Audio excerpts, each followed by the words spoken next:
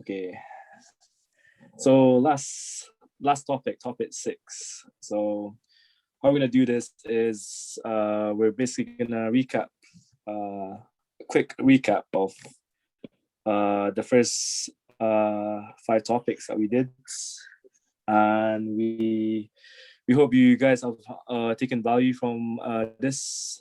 And if you have any questions regarding any of these topics, please do message us to make sure that we have delivered the understanding.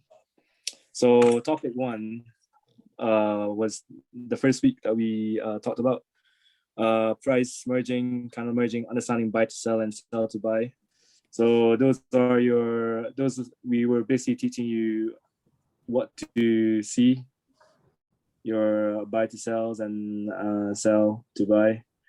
So there's so many variations of this, and we basically try to simplify it to make sure that you understand that price can be candles can be merged, the open and close, to get the whole open, or to get the whole leg of buy to sell. So that was your the first topic itself. So the market behavior is simply how market sells at a loss to then buy back up. They buy back up to then come and mitigate to protect your orders. Now this is your potential target.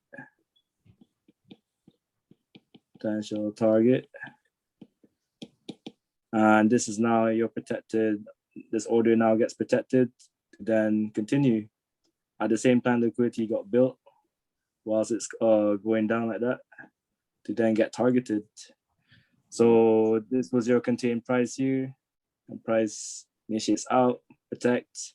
So pretty much everyone now should understand this is your template itself to understand how price behaves. And topic 3 is simply following money itself.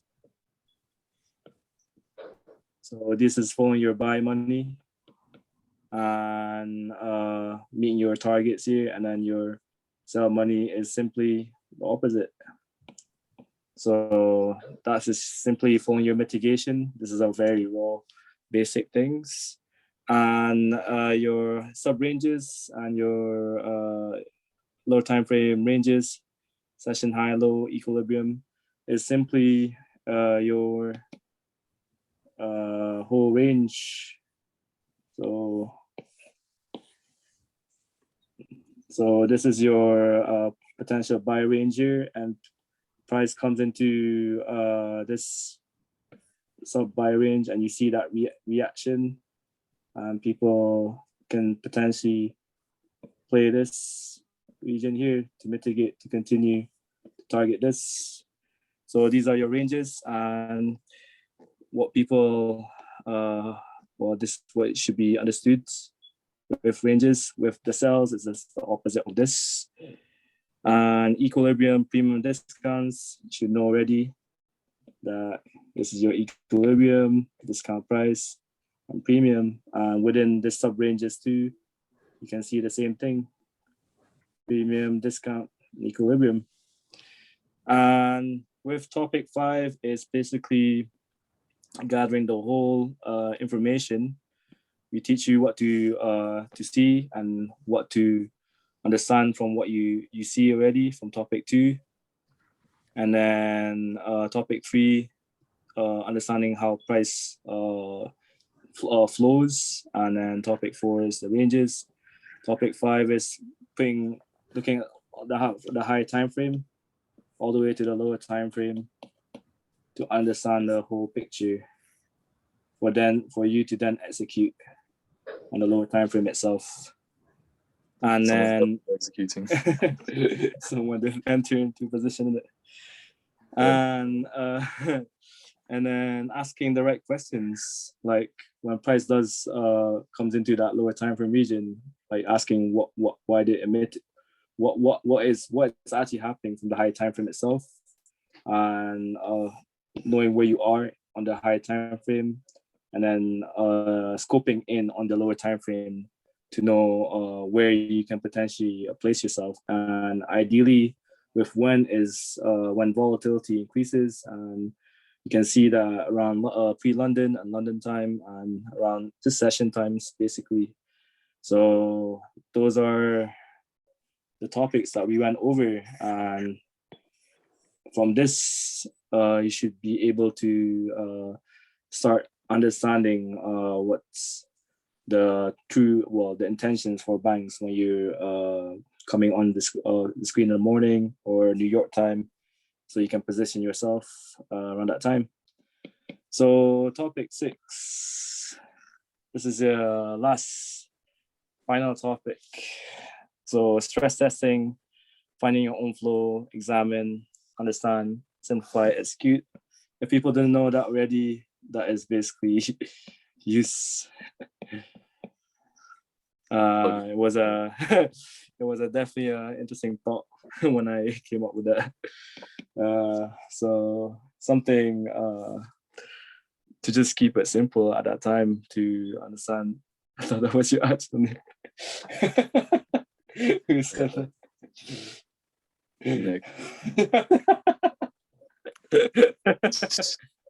I mean, is it? I don't know. I call you use, right? Or did you just examine, understand? Like I'm definitely called M from birth. I came out of the womb called M. Phew. That's it. Welcome. So yeah, welcome.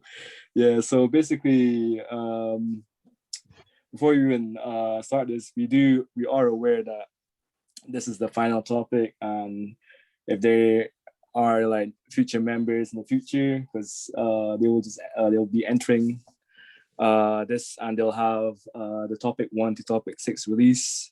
So we are prepared for anyone who for you guys that are watching, the course resellers, we are prepared. So just a heads up. So good luck if you are trying to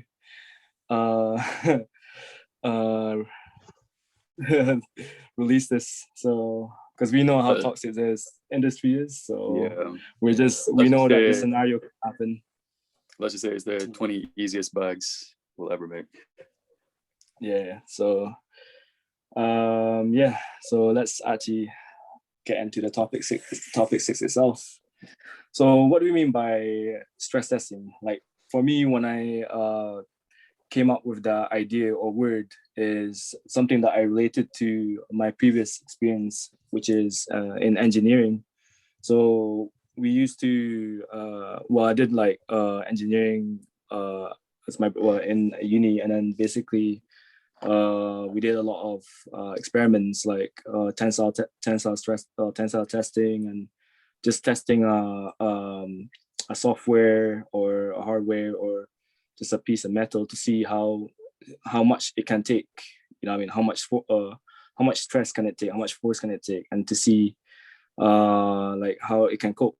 And from that, you can see like you can manage, like you can know where the safe zones are for that test itself. And that's how I came up with the whole stress testing. Like unknowingly, I didn't know that stress testing was an actual term, a financial term too, the banks use. So let me actually pop it up quickly.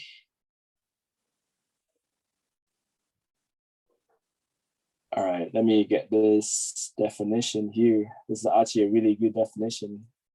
Nice one, Wikipedia. So stress testing is sometimes called torture testing, is a form of deliberately intense or thorough testing used to determine the stability of a given system. So in relations to this is your logic and your ideas from what you've understood from higher time frame to lower time frame. And it involves testing beyond normal operational capacity, often to a breaking point. This is very important in order to observe the results. So why do we do this?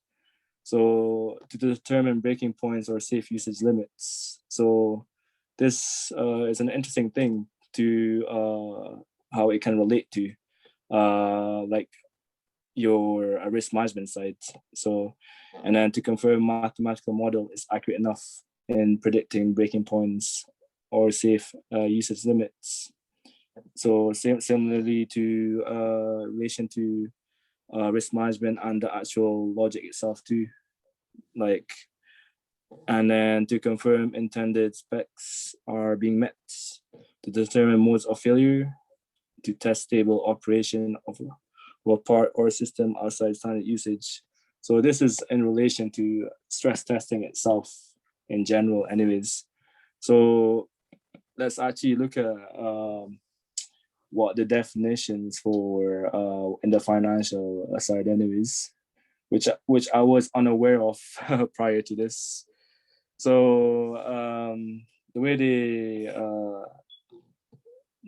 they defined it was, they said is stress testing is a computer simulation technique used to test the resilience of institutions and investment portfolios against possible future financial situations.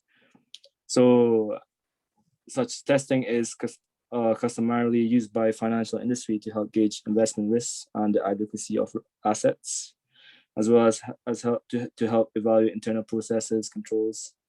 In recent years, regulators have also required financial institutions to carry out stress tests to ensure their capital holdings and other assets are adequate. So the way they see it is, after that 2008 crash, is they realized that they needed to stress tests to make sure there's enough liquidity for them to run the market continuously, so everyone doesn't get burnt.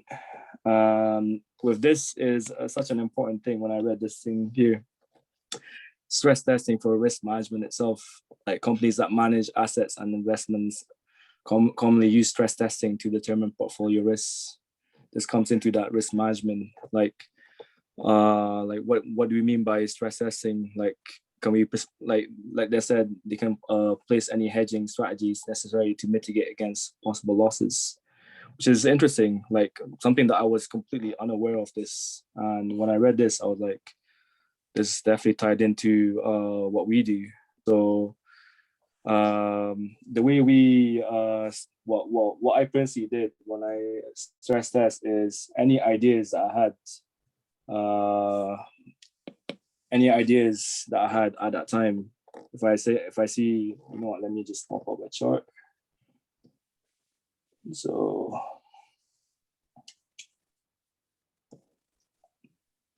yeah, so let's just keep this to this example here. So for example, if any idea, this is live data right now, any idea that I had, I'll be like, okay, if this is creating lower highs and then this mitigate this, what did this mitigate here last? And this is liquidity. Like, my question is this here gonna get protected? So I'll potentially play it. And then any ideas that I had, like even this one here, got that range bar here, potentially play this. And then I'll, and this here, come down here, and I'll potentially play this hedge here.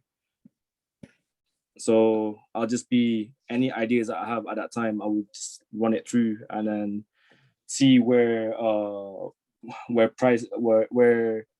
logic actually holds up to. And then you start realizing that if you are doing that at that time, you'll be like, okay, I'm just zooming in too much. You know what I mean? Like, what is actually happening here? And you start zooming out and start getting a better picture of what is actually happening. So that is just gathering data from higher time frame all the way to lower time frame. Like, we start realizing that you have to pay attention to higher time frame regions to make sure that the full intentions are understood from a high time frame perspective. So have you got anything to say with how you stress tests?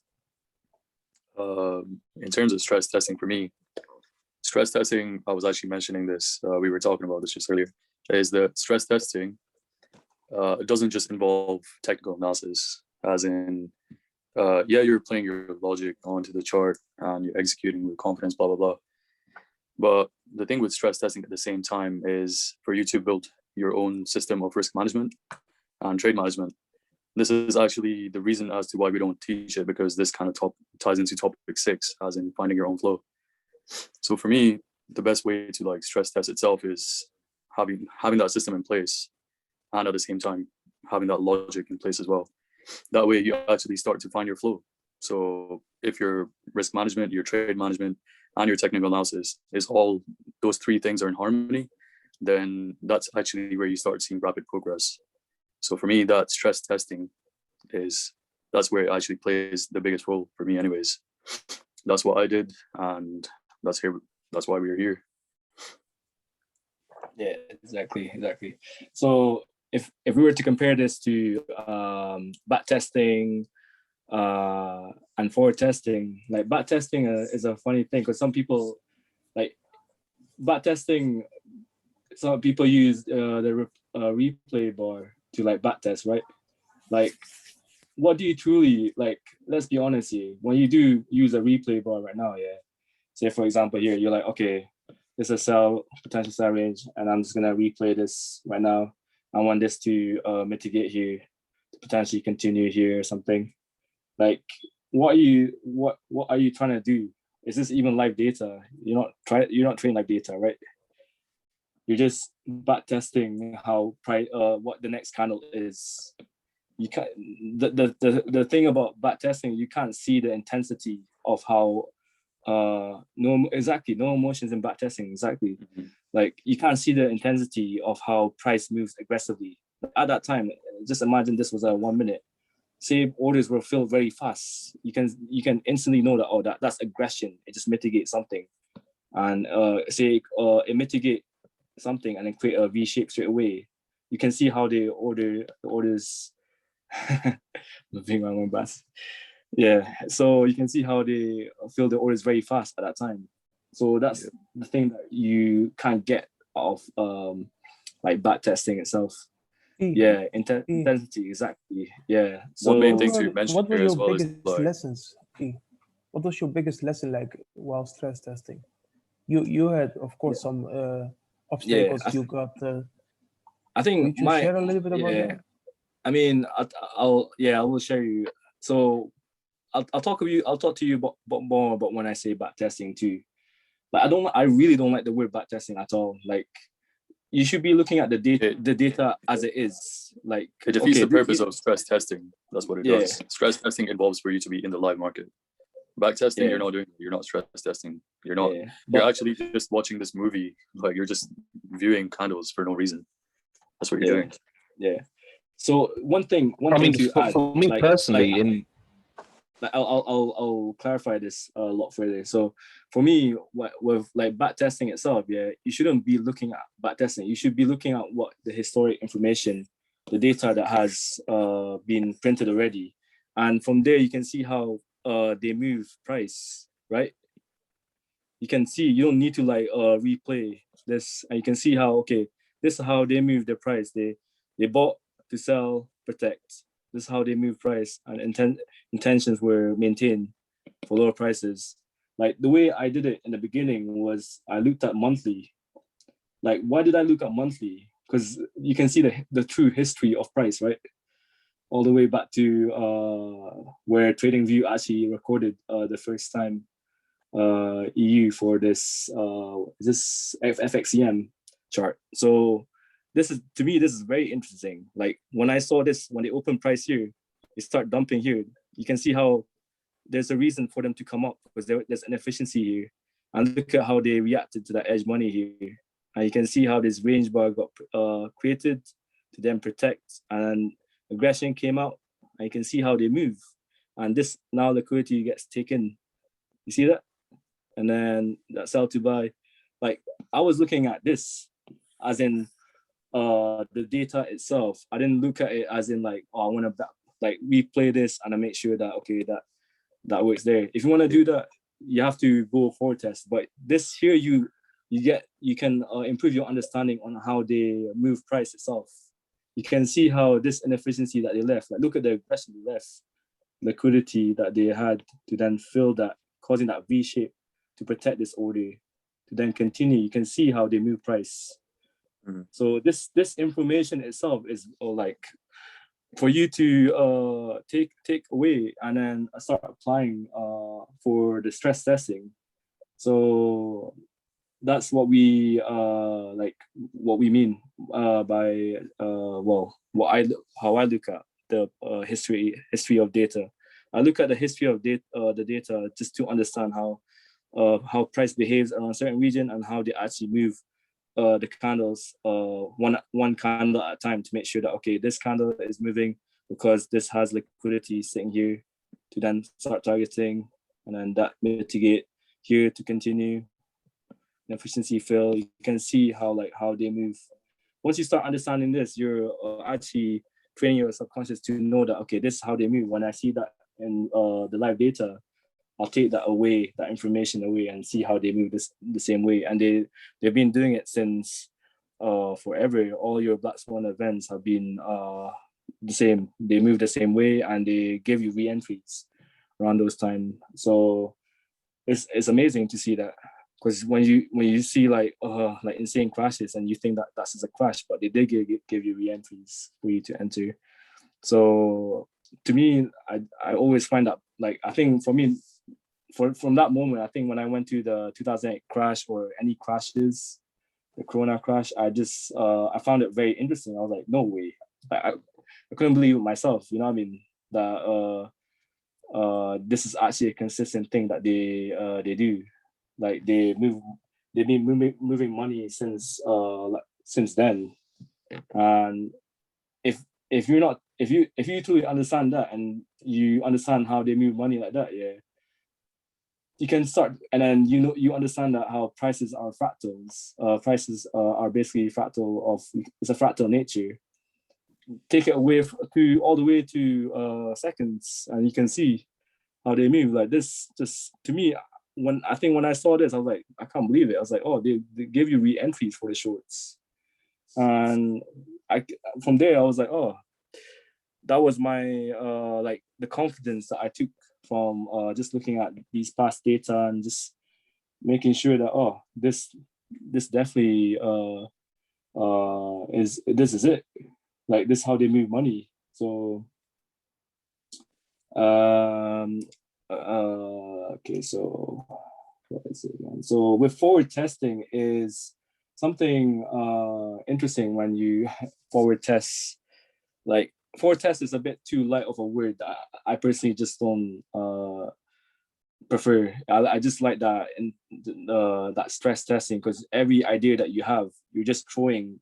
You're having like a burner account, and okay, just tap into this edge money, cause that V shape, and this is liquidity. Okay, let's see if this plays out. And then once you start playing out start taking all these entries, you start realizing like, oh, only a certain few works, and then you start finding your own flow, and then you're gonna be like, okay, ranges. I'm really good at range now, so when it comes to range, I'll just play the edge and I'll take that. So you start finding that you're good at seeing, training your eyes to see ranges, and then say you're good at momentum shifts, you can just start focusing on just getting into those momentum shift itself and then seeing where it can target to. And then continuations is the same. Like if you're good at, you start finding you understanding continuation, you just start taking continuation itself, and then you start understanding the true where you start being more selective with your trades, and where you see that where it's truly worth it, like which trade is actually gonna give me that decent percentage. So that's what we mean by finding your own flow itself. You got anything to add, Em? I see it as a means of like, think of it kind of like not I don't want to say natural selection, but kind of like you're basically eliminating the bullshit when you come to stress test. As in, when before stress testing, you have all this knowledge and you have all this thing and logic that you want to exercise onto the market. And through stress testing, you start to refine it and start eliminating the bullshit, basically. So at the end of it, it's kind of like basically stress testing allows you to refine your system and find your own flow. That's why I think it's so key to stress test, as in if you don't, those the bullshit that you have stored away in the back of your subconscious mind, that's not going to get eliminated because you're not really exercising your logic. You're not getting to see those losses through the weird information that you have stored away. So through stress testing, you start finding out what works and what doesn't work. And after you know that, you can take that information away to then know to then apply it to your trades, and then you can apply a trade management system, risk management system. From there, you actually start seeing the whole puzzle put itself together. That's pretty much what I have to add from there, anyways. So that's the importance of stress testing for me. Definitely, yeah. It's for me, yeah. It's definitely a key thing to do, because when you're trying to understand the concept itself, you realize that you have so many ideas and you just want to play it. You want to see if it plays out. You should play it out. You know what I mean? You want to, if you want to see this sell to buy getting played out, play it out, see what's up. And you get closer to this region here, you want to see it playing out, play out. Let's see if it plays out. And then when it starts taking you up, why you have to ask yourself, why did it start taking out? What did this actually mean? Look at the effort itself. So with this information itself, the information that you gather from stress testing, you do start becoming way more selective with your trades, and you know that what's worth your time, like positioning yourself like during pre-London, London, pre-New York, New York, and position yourself at like high time frame, like POI regions, not necessarily like 4 hour 1H. Ideally around like 15-minute, around that session time. Normally around session time, they always position yourself quite close to high time frame regions anyways. So yeah, I think that's another thing to add as well. When it comes to stress testing, say you're following your mitigations. Let me annotate this. So you're buying your mitigations. Every mitigation is getting mitigated to continue higher. And once it fails, that's where, when it comes to stress testing, the main thing to take away in the beginning of stress testing is your losses. What can you learn What can you learn from your losses? So each trade idea that you have needs to be backed by very strong logic, as in these cannot just be random buy to sell, sell to buy that gets mitigated to continue. It cannot just be something as simple as that. It needs to be backed by proper logic. So if it does get taken out, that means that your logic didn't get played, as in your logic didn't come through. So that tells you that something was wrong at that time, right? As in it didn't play out. So something obviously went wrong, as in market proved me wrong. So now I need to learn from the market, as in what did the market actually do? This is where it ties into market being your mentor. So through your loss, you can actually start seeing like what wins and what doesn't win. It doesn't become about losses anymore. It actually becomes about what does win. Yeah, you start focusing on the winners itself, because at the end of the day, you want the market to just be your full mentor, because all the answers are right in front of you. They show how they move price already, so you have to position yourself like that. Finding, so your next the next bit is examining use itself. Use and how this ties into stress testing itself, as in these are the 4 steps that you need to carry out in order to have, like, this is what should be backing up every single trade. Did you understand? Did you examine? Did you understand? Well, this is up to you, but did you simplify? And did you execute? These are the 4 key components of stress testing itself, as in this is what's needed for your logic to be strong. Yeah, exactly. So what do we mean by examining? What we mean by that is, are you scrolling through every single time frame from high time frame all the way to your lower time frame? Are you understanding what's actually happening on the higher time frame, from the monthly to the weekly to the daily to the 4 hour and the 1 hour, and all the way down to the 1 minute itself. Are you gathering all this information? Like, are we questioning ourselves, like where are we within this region here? Like, where are we here? Are we questioning like where is liquidity? You can see liquidity there. Where is liquidity? Mm-hmm. And where is potential regions where it can bounce from? Like what is my ranges? We had a buy range here that we had, and this mitigate here. So one thing I wanted to add was that when it comes to examining, what is the purpose of examining? Examining actually allows us to, once you have all the information that you need, then you can start applying your questions. So as we mentioned before, it's not about the answer, it's about asking the right questions. So you can only really ask the questions once you have something to question, right? So that's why we cycle from every single time frame. We use every single time frame towards our advantage, so that we have things to question, so that the market can give its answer. That's the actual reason behind examining. I mean, you can even look up the definition of examining. What exactly is examining? Examining requires, well, noticing every detail there is to notice, being aware of everything that's going on. Yeah, and bring it down to all the way to the point where you want to enter, knowing that which sub range you are at that time, to make sure that you truly understand where we are at that time. Because through true understanding, that's actually how you build your confidence, because fear blocks your intuition. And what causes fear? Fear is actually a lack of understanding that causes fear. So when fear is in the brain, your intuition is blocked. That's where your ideas stop flowing. So that's why it's so important to first examine. That's the first step. Exactly.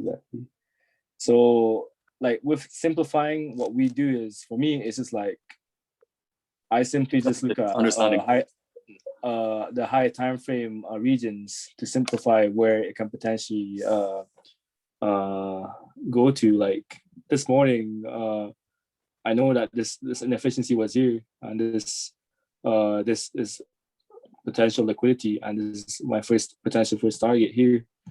I know that already. So what do I do when I bring this information down? What do I want to see? I want to see every your sell to buys getting protected, simplified to that point where I fully understand what's actually happening.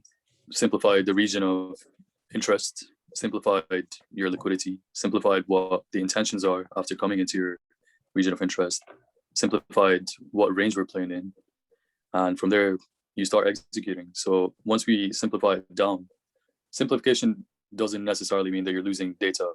Like, you're not losing information, you're actually refining it down to you're purifying your data. That's what it is. As in, we know this is a region of interest, and after here, what do we want to see?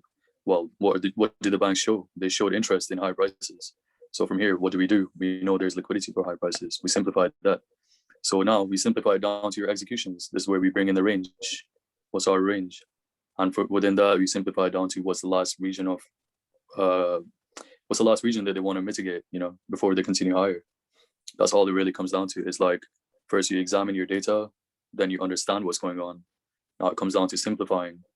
And then now we'll talk about the last step of the process, the most important part of every single part of the process is important, but this is the one that makes it, which is your executions. Your execution. How do you execute? Yeah, I mean, with execution is with the thorough stress testing and all that, you start realizing that, okay, I'm only gonna start taking trades that are close to like sessions and high time frame regions that just cause a momentum shift. And then, or I want to start taking continuations, or I'm only gonna focus on trades that are in range, because I understand that it's what you truly understand that you can execute with confidence. Your flow. Yeah. Which is your flow. So, yeah. So once you truly find your own flow with like the trades that, so you're the kind of trader that likes stacking, or you're the kind of trader that likes hedging, you're the kind of trader that likes a momentum shift, you stick to what you're good at, and then keep hammering that till you get better and better. Because once you do that range, you start moving on to your weaker parts, like your momentum shift and continuations. So you basically break it down for you to make sure that you understand aspects of how banks move their price, and from there you can understand the whole thing, and then you can start executing with confidence.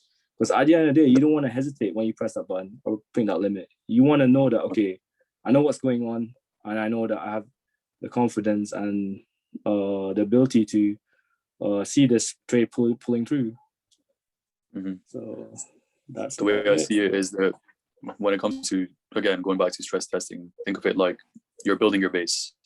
So within that base, you have your weaknesses.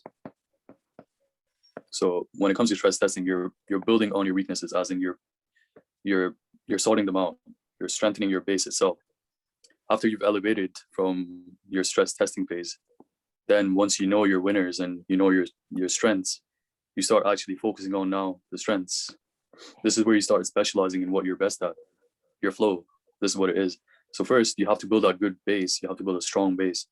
This stress testing can help you with. After you've built your strong base and you've hammered down on your weaknesses and you've identified your strengths, now you take that and now you start focusing on your strengths itself, as in like, what am I best at? What can I do best? What do I do best? Am I good at stacking? Am I good at identifying zones? Like, basically you want to be good at everything, but what exactly are you good at? So from there, you start hammering down on your strengths and you can see insane progress from there. As in, I mean, we know this already, but when someone specializes in something, they're really good at that one thing, or, you know, it could be a couple of things, but that's basically what it comes down to, as in, what is your strength? So your strength can be your eyesight, which you build through stress testing. So once you have a really good eyesight for the market, that's all it takes. Now you can start executing with confidence, because again, what leads to confidence is understanding first. So that you can achieve through stress testing, understanding what works, what doesn't work. After that, once you know what does work, it gives you confidence in applying those things and seeing if it does work or not. So that's kind of how everything ties in together towards making you the best, continuously being the best version of yourself. As in, it's a very deep process of self-reflection, stress testing. You have to be very self-reflective. Yeah, because at the end of the day, who actually press the button is you, right? So it's you that build the logic. It's you that piece all the information together, and it's you that's waking up in the morning to prepare yourself to take a trade. So make sure that you're sharp, you know what I mean? You always want to be sharp in the market, because when price does some fuckery, like, what are you gonna do? Are you gonna stop trading at that time and just look how it moves and go from there, or are you gonna continuously trade because you just have your trigger happy, a trigger, you have you got that trigger finger, so you just want to keep pressing? Or what's the best thing to do at that time? You know what I mean? These are the questions that you do realize when you start trading, and you basically you want to basically focus on how to actually build an account itself, and how to actually protect your account and build it continuously. I mean, with high R trades, it's a blessing. You know what I mean? It's a blessing, because it's you don't catch that 2R and 3R anymore. You know what I mean? You're not that retail trader anymore. I mean, we're still retail trader, but we're in a sense where our skills so refined that we can catch high percentages that are just mind blowing sometimes. You know what I mean? So yeah. Questions. I think I just saw a question here.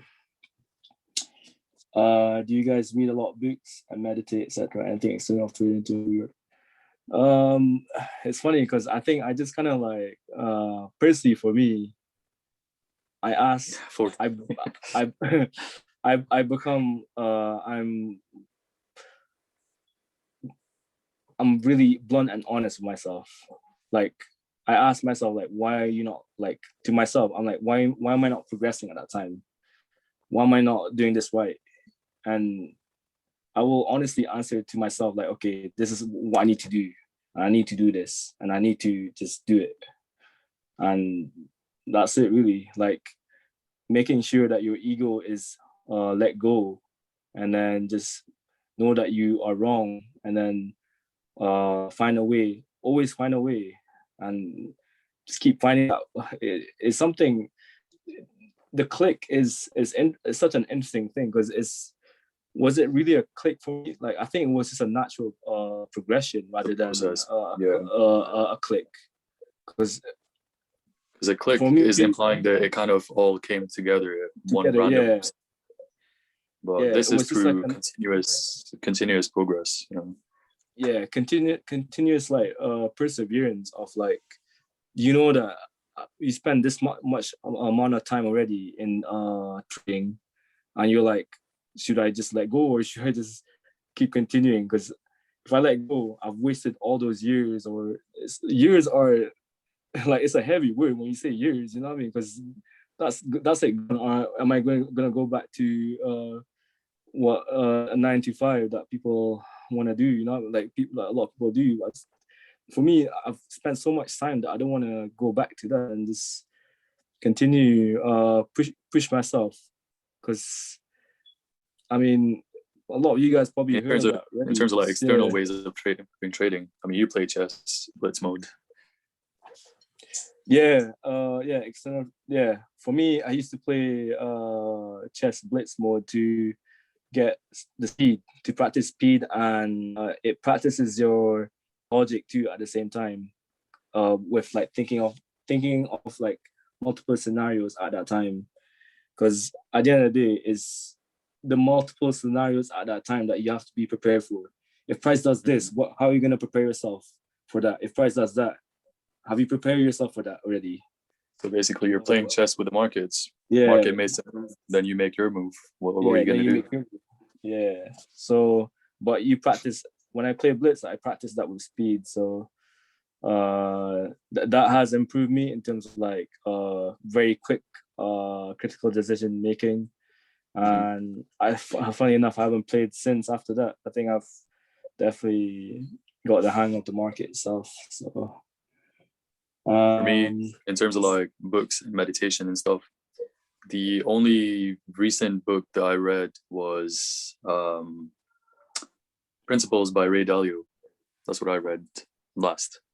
Other than that, I don't personally really read that much. In terms of meditation, you know what's up, 420 every day.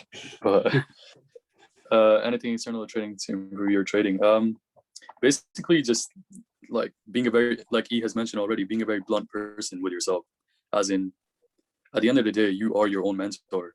You have to be self-reflective. You have to look deep within and identify things. This kind of relating back to the book that I did read, it was like the first step of solving the problem is identifying the problem.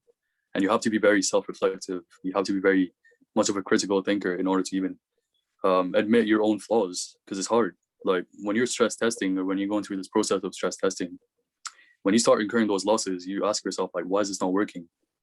So instead of like beating yourself up for it, at the same, like realize at the same time that's an opportunity for you to understand a solution. Like that's what it is. So I remember back in the, not back in the days, but not that long ago, but me and E, we just sit down and we just like talk about these things, and then we're just like getting these eureka moments of like, oh, that's what you do, because we're so self-reflective, as in like, what's going on, what's the problem, what's the solution. We're so adamant on identifying the solution itself. So it kind of just comes down to you being a problem solver. Like if you have that personality of like problem solving, critical thinker, and just not giving a fuck, then you know that's actually what helped me anyways. Because for me, I had that thing as well of having paralysis over analysis. So what took that away was just saying, fuck it. Like, you know what? In order for me to improve, I just have to do this.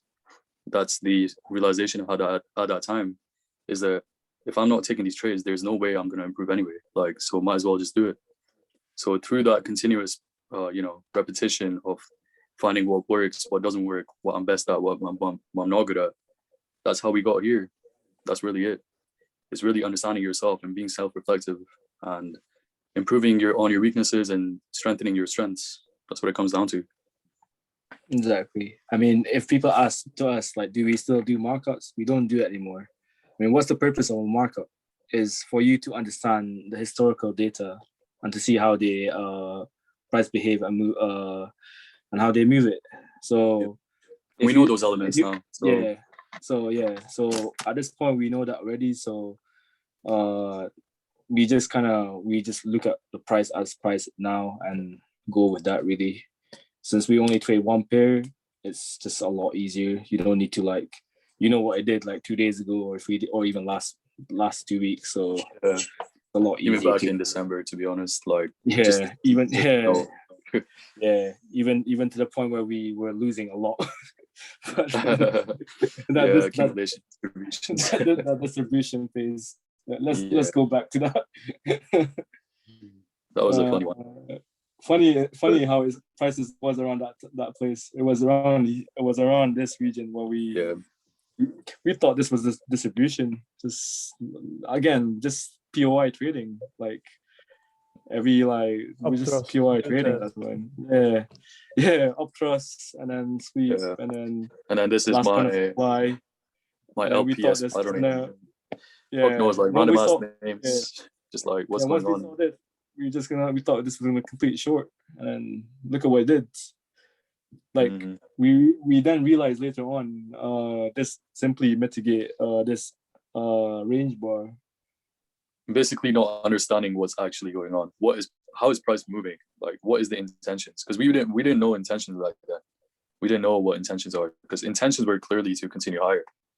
So that actually could have been read through what they showed, but obviously through the whole a schematic Google image, like this is how market works. No, that's not how it works. Like market is a lot more deeper than that. You have to go deeper in, as in you have to understand how price moves itself. And it was something that we always looked towards even before logic-based trading itself. It was like, at the end of the day, we want to be able to just trade with no indicators, no nothing, not a single line, not a single 618 insight, just price by itself. That's all we need. And thankfully, that's the level where we're at now. And you guys are getting there too. So, I mean, you guys are on track. Just, again, this is where topic 6 comes in. Now is the time for the stress testing phase. So this is why we thought that it's a good time to introduce your wins and your losses channel. So from there, you guys can just improve seeing other people's wins, losses, stuff like this. But we'll need more to do that.